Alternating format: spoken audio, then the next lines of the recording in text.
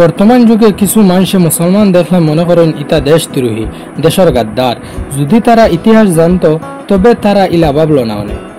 আইজ আমি মাত্র 5 জন স্বাধীনতা সংগ্রামী মুসলমানের নাম কইমু যারা তারা সব কিছু ত্যাগ করছিল দেশের লাগে, যারা ব্রিটিশের লগে যুদ্ধ করছিল আর ভারতের স্বাধীনতার ডাক দিছিল। সর্বপ্রথম ওই লাগি মৌলানা আবুল কালাম আজাদ।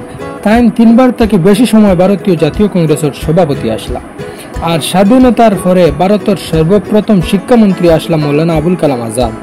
সর্বপ্রথম 1920 সনে ইংরেজের প্রোডাক্ট বয়কট করার ডাক দিছিল মৌলানা আবুল কালাম আজাদে, যার ফলে সারা ভারত এই আন্দোলন ছড়িয়া ফসল, এই আন্দোলন আরম্ভ হইল।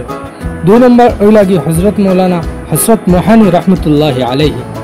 হজরত মৌলানা হযরত মোহানি রহমতুল্লাহ আলাইহি সর্বপ্রথম ইনকিলাব জিন্দাবাদের নারা দিছিলা, যার ফলে সারা বিশ্বত এই ইনকিলাব জিন্দাবাদ আওয়াজ উঠিছিল ইংরেজের বিরুদ্ধে, আর মানুষে ইংরেজের গুম হারাম করে ফেলাই দিছিল। মৌলানা হযরত মোহানি রহমতুল্লাহ আলাইহি জমিয়ত উলামার একজন সদস্য আসলা, আর তার সঙ্গে ভারতীয় সংবিধানেরও একজন সদস্য আসলা। যে কমিটি ভারতের সংবিধান লেখলা ও কমিটির একজন সদস্য আসলা মৌলানা হযরত মোহানি রহমতুল্লাহ আলাইহি। ভারতের সংবিধান লেখাত হযরত মোহানি রহমতুল্লাহ আলাইহির অনেক অবদান রয়েছে।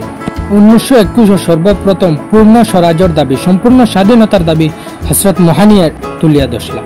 আর 3 নম্বর ওই লাগে হযরত মৌলানা হুসাইন আহমদ মদনী রহমতুল্লাহ আলাইহি। হযরত মৌলানা হুসাইন আহমদ মদনী রহমতুল্লাহ আলাইহি সর্বপ্রথম ফতোয়া দিছিলা যে ইংরেজের চাকরি করা হারাম, যার ফলে ইংরেজে তানে মাল্টার জেল বন্দী করে রাখছিল ইংরেজের বিরুদ্ধে বাগাওয়াত করার কারণে।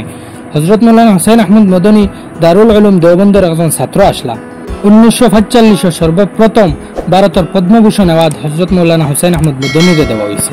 4 নম্বর ওই লাগি খান আব্দুল গফুর খান, যারে সীমান্ত গান্ধী নামেও জানা যায়। এই সীমান্ত গান্ধীর ইংরেজ হলে মৌতর শাস্তি দিছিলা ইংরেজের বিরুদ্ধে আওয়াজ উঠানোর কারণে। ইংরেজের বিরুদ্ধে একটা সংগঠনে সারা থেকে বেশি আওয়াজ উঠাইছে। এই সংগঠনের নাম হইল খুদায়ে খিদমতিয়ার। এই সংগঠনের প্রতিষ্ঠাতা করনেওয়ালা হইল গিয়ে খান আব্দুল গফার খান। ভারতের যে বিভাজন হয়েছিল পাকিস্তান আর ভারতের বিভাজন, এই বিভাজনের সর্বপ্রথম বিরোধিতা করছেন খান আব্দুল গফুর খানে। 1987 সনে খান আব্দুল গফুর খানকে ভারত রত্ন অ্যাওয়ার্ড দিয়ে সম্মানিত করা হয়েছে। আর 5 নম্বর স্থান হইল লাগি টিপু সুলতান। টিপু সুলতানের সর্বপ্রথম ভারত মিসাইল আবিষ্কার করছে। তানার সময় ভারত সব থেকে শক্তিশালী একটা দেশ আসলো। টিপু সুলতানের রাজ্য মৈসুর ডে তাই দুনিয়ার সব থেকে ধনী রাজ্য বানাইয়া রাখছে। যতদিন টিপু সুলতান জিন্দা আসলা ততদিন পর্যন্ত ভারত ইংরেজে ব্রিটিশে রাজ করতে পারছেন না। ইংরেজে কইতা এই টিপু সুলতান জিন্দা থাকতে আমরা ভারত রাজ্যত্ব করতাম পারতাম না, অসম্ভব। যার কারণে এই টিপু সুলতানরে শহীদ করছেন ইংরেজ হলে।